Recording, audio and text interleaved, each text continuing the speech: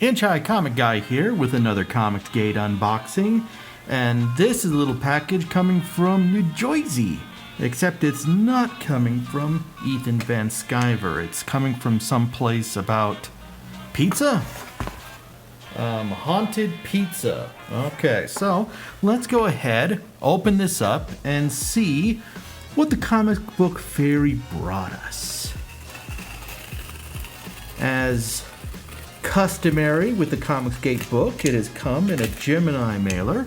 Always nice to see. Let's see if it's going to keep that 3, shall we? Still more to open. Oh, we're upside down. Let's flip that over. USAssassin. Oh, wow, there's a lot in here. Okay. I believe when I ordered this, I got book 1 and 2. So let's go ahead and take a look at this. We got a bag and a board. And we've got 2 comics inside. Oh, and we've got some cards. Okay. So we've got this little sticker, a little bent, no big deal. We've got a trading card for somebody with snakes in their mouth. There's some innuendo to be made there. We've got, I guess this is like a hand-drawn image. Yeah, so it's signed. Someone did a little hand-drawn image of the character. Awesome. And here, oh, we got a poster, a little poster. Is it a sticker? Oh, sorry about that. No, it doesn't look like it's a sticker. It looks like it is just straight up a poster. So, and then we've got 2 books. We've got the mainstay. Wow. Everyone keeps redoing this Todd McFarlane cover like over and over again. Kind of tired of it at this point. And we have the new book. So this is the old one, this is the new one. Let's take a look at the quality. Oh, the quality of the paper looks pretty darn good. Alright. Quality of the book looks pretty darn good. Also nice. Alright. So, we've got USAssassin or USAssassin or however you're supposed to pronounce it. And I'm going to take a little break here. I'm going to go read these and come back and tell you what I think. You know, because it's 2 books, I gotta say, I'm tempted to actually do 2 separate reviews on this. Part 1 and a part 2. You know what? I think I will. Okay, so I'm going to come back with a review of the original Volume 1 of USAssassin. And then we'll come back and we'll do a part 2 for the 2nd installment. But I'll be back as soon as the video transition happens. So I'll talk to you in a minute. Okay, I just got done reading USAssassin, and I've got to say, this is one of the funniest books I have read in forever. This thing's freaking amazing. This is the only thing I can compare it to that just comes to my mind. Joss Whedon's Justice League movie. That's what this is. This is the comic book version of Joss Whedon's Justice League movie. It is so bad, it comes right back around to being awesome. Oh, wow. I mean, clearly there's a lot of love for the 90s in this book because the 90s is just dripping off every single page. This is just delightful. I mean, it really is. Okay, so I guess let's go down the list. Packaging. We're looking at clear 3 out of 5. Gemini mailer. Everything came together. Nothing was damaged. We got a couple little add-ons that came with it. It's all good. The only thing that detracts is the fact that 1 bag, 1 board for 2 books. That's a little annoying. But hey, you gotta save money someplace, and I've got extra bags and boards, and if I want to board these separately, I can. So it's no big deal. At least it came protected. That's the most important thing. So that brings us to the cover artwork. Again, it looks fine. It's a play off of that Todd McFarlane Spider-Man #1 cover. You know, I'm not going to take any points off for that, but I'm definitely not going to give you points for it either. I wish it had a more original cover. I know that there's other variants that are out there that did, but I didn't get those variants. I got this one. And this cover is a clear 3 out of 5.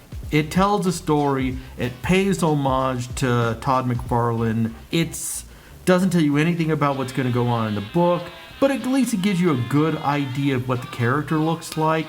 And hey, at least we know who the character is. U.S. Assassin, right there at the top. So that brings us to the interior artwork. Now, the interior artist is Mike McMahon.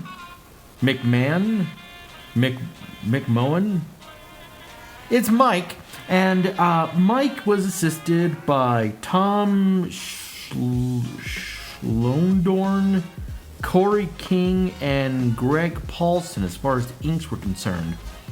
And someone did gray tones. Okie dokie. That goes more with the colorist though. But anyways, the inking and the the interior pencil work, it's good. It's not great. There are some scenes that are clearly done by different inkers and are better than others. But this is 90s. This is pure 1990s Rob Liefeld, Awesome Comics or Extreme Studios or whatever it was back then. It's that. It's just this big, huge helping of 90s cheese on everything. And the artwork exemplifies that 90s cheese. And like I said, it's not great. I mean, there are some problems. Let me give you an example. Like here, you know, you've got lots of wasted space, not very detailed backgrounds, character poses. You know, here we have 2 characters and they're supposed to be, you know, shaking hands. This guy's got his hands up like he's asked you to testify at a Christian Baptist conference. These 2 guys are going to go shake each other's hands. You know, we're doing a lot of lines, so we don't have to put in a lot of detail. Somebody's face isn't quite right. Someone's eye over here, just a little bit higher on one side than the other. It's like, what if, you know, Sly Stallone had not had his surgery? So it's got some issues. I liken the interior artwork to a new artist that had come on at some place like Marvel and DC and was asked to do a 10-page one-shot in an annual book. You know, like Spectacular Spider-Man Annual or X-Men Annual or something like that. And they're not quite ready for prime time, but they've got a lot of raw skill and talent that if it's honed, if they're given an opportunity to practice, that you'll definitely see improvement in the future. And that's what I get with this a lot. This not quite ready for prime time. Definitely needs work on character poses. But I mean, look at this guy. Look at this guy running. I mean, I just have this derp. Yeah, that's what I think of when I see this character. So definitely needs some work on character poses. But, you know, overall, there's a lot of raw talent here that I think that with time and practice is definitely going to improve and he's going to get better as we go along. But yeah, I mean, I would probably say if the cover art is a 3, the interior artwork, depending, it's just below professional standards. I'm going to give the interior artwork a 2.5. I mean, like I said, there's a lot of skill and talent. I mean, here you see the reflection of the other characters in his pauldron. This is something that Ethan Van Sciver is just a master of. But clearly, Mike is not. And it almost feels like an homage to Ethan Van Sciver there. But clearly, I mean, look at that. I'm going to give him 2.5 stars. The artwork, his ability to draw is fine, but his proportions and his poses, and definitely his facial expressions, the guy just needs more work. He just needs more work. I mean, Lord knows it is by far and away better than what you're going to get from somebody like Narwhal, but it's still just below that professional standard. This brings us to the coloring. The coloring was done by Andrew Dalhouse, finally a name I can pronounce. And Andrew Dalhouse, he does a good job coloring it. I mean, it's not great, but, you know, it's good. There's some really good scenes here, really fun coloring examples throughout the book. A lot of shortcuts taken, but, you know, this is a big book. This book is, you know, huge. I mean, just look at that. Look how big that book is. That is a thick book that required a lot of work. And for one guy to color it, I mean, you can definitely tell the coloring is better at the beginning of the book than it is in the middle of the book. And then the coloring gets better in certain places later in the book, which, you know, is just common, you know, because people are going to care more about what's happening at the beginning and the end than they are about in the middle.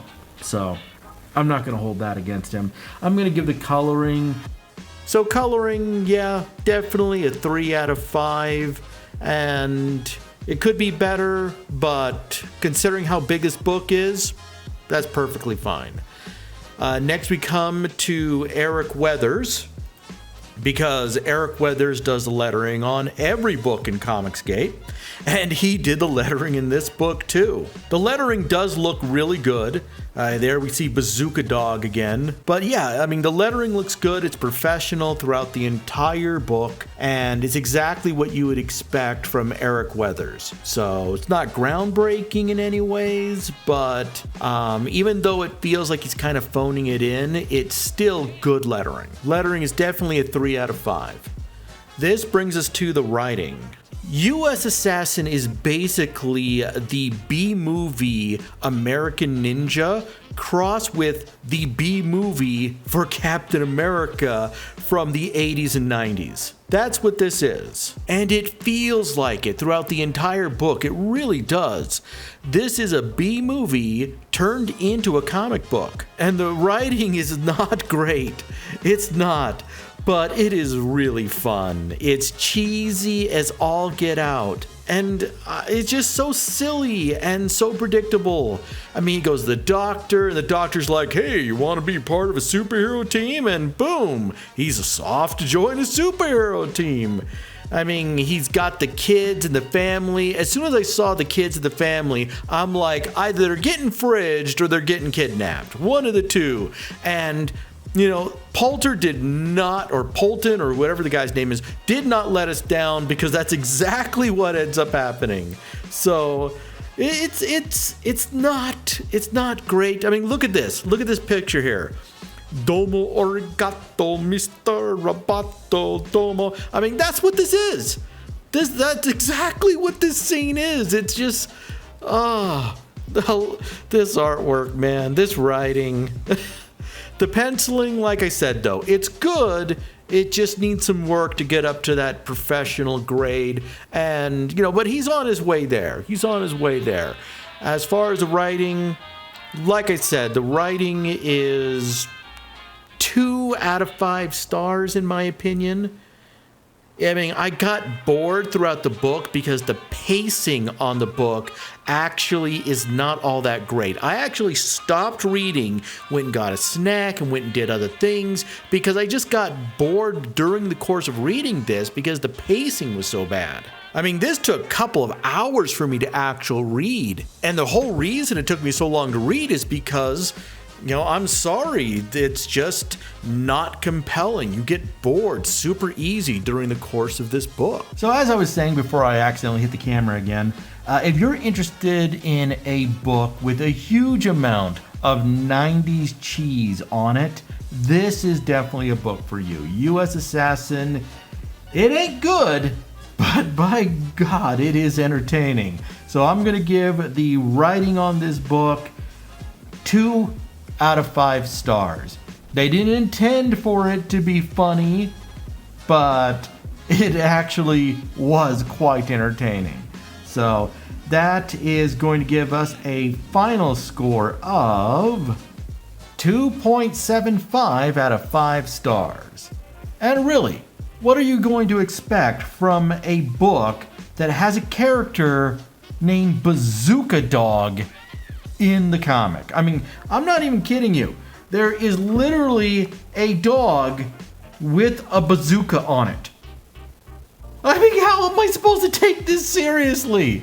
A dog with a freaking bazooka on it. Like I said, I don't know if they intended this to be a comedy, but it certainly came off as a comedy to me. I had a lot of fun with this book.